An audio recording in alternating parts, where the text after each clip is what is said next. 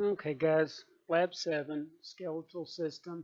It's going to be an introductory. We're going to talk a little bit about the tissue aspect of it. If you remember, of course, the skeletal system is going to have a lot of cartilages and bone, both of which are, well, the cartilages are going to be connective tissue. The bone is also going to be a connective tissue, but just of a different sort.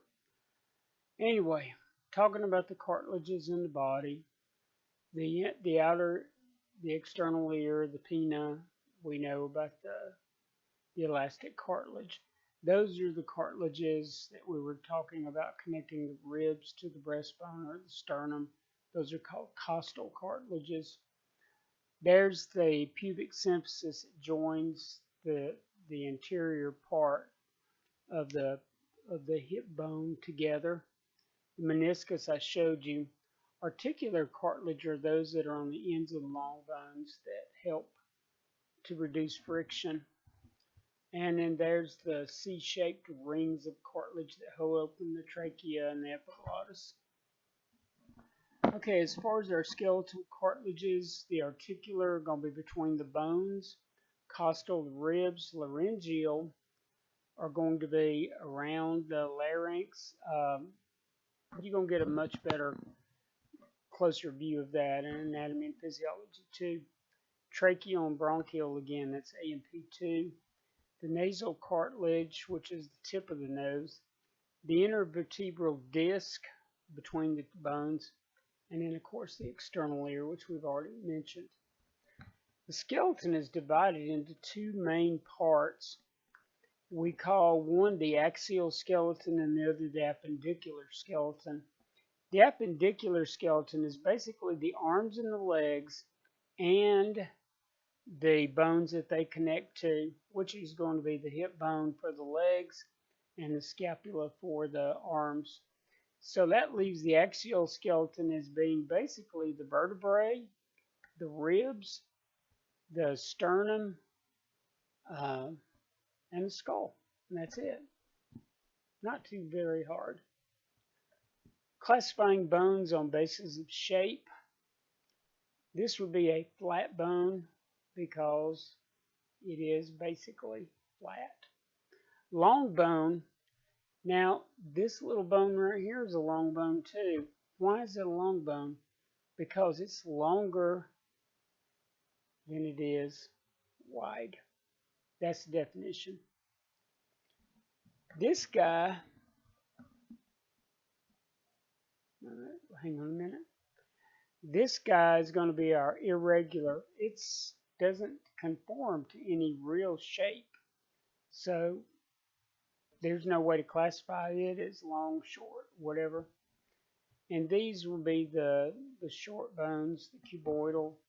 They're more or less the same length and width. Between the plates of this flat bone, the one that's in the skull, wait a minute, it's curved. It still doesn't matter. If you look at it like that, you've got two plates of compact bone, and in between you have all those trabeculae.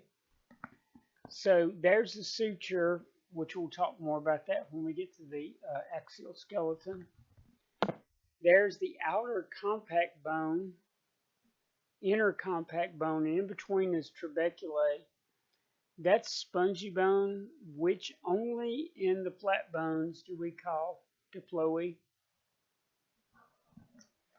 Bone tissue.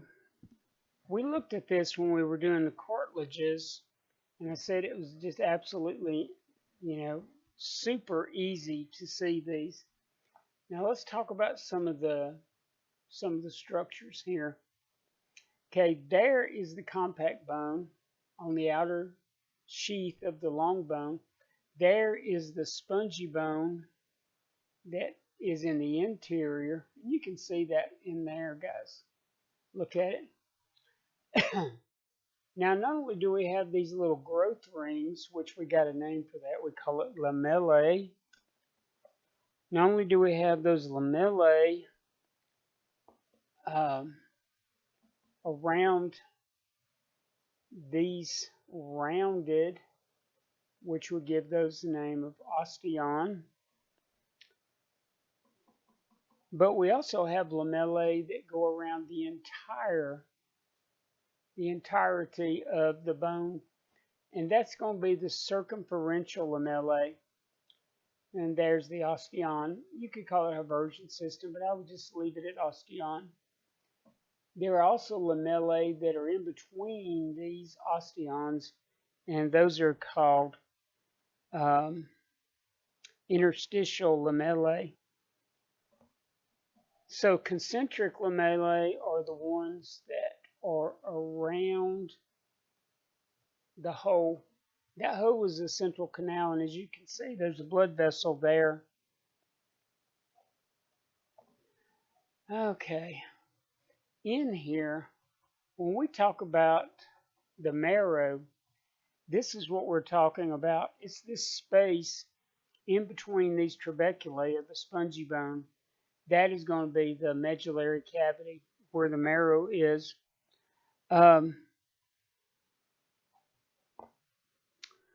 We find that these guys are going to be, well, I'll wait on that one. Let's finish up our.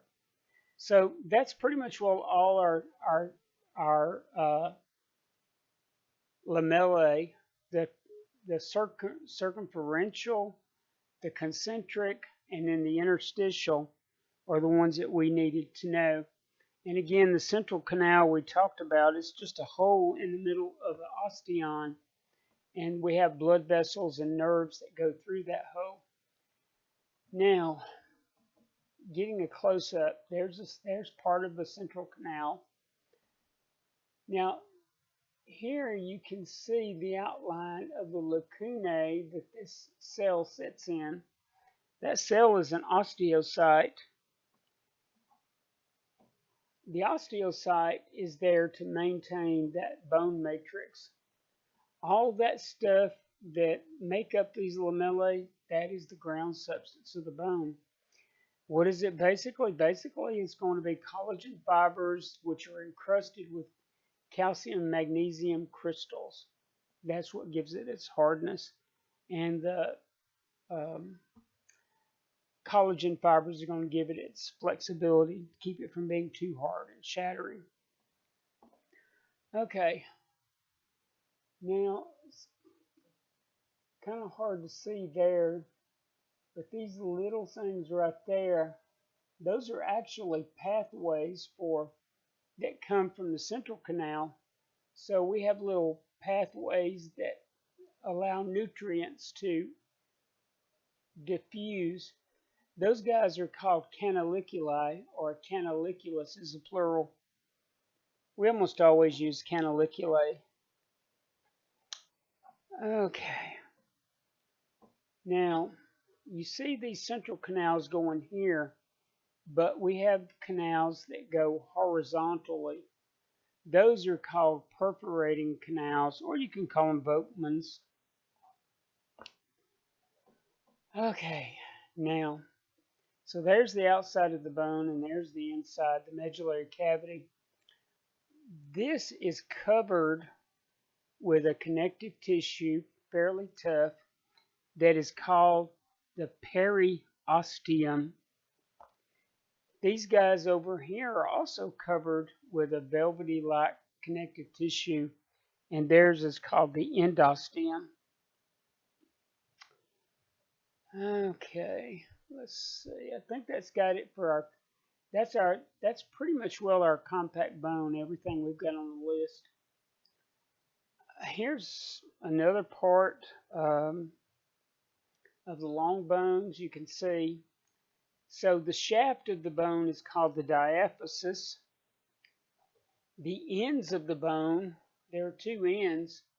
So these guys are called epiphysis. One is closer to the body, to the torso than the other, so it's proximal and distal epiphysis. This area where the shaft and the head come together is called a metaphysis. You can see the medullary cavity in there where the trabeculae are. Down here you can see that articular cartilage that is on there. Uh, they've got all that defined for you right there, guys, so you should be good. Bone markings, these actually are not on your list. These are a good thing to know, especially if you're going into radiology where you need to know this. So I would probably spend a little bit of time on there. The only thing left on your lab list is canaliculae, on the spongy bone, lacunae, osteocyte, and trabeculae. These are the trabeculae. If you see the canaliculae and the lacunae, they're going to look exactly the same as they do on the compact bone, only they're going to be on these trabeculae. Well, guys, that's it for the introduction to the skeletal muscle, and I will see you guys next time.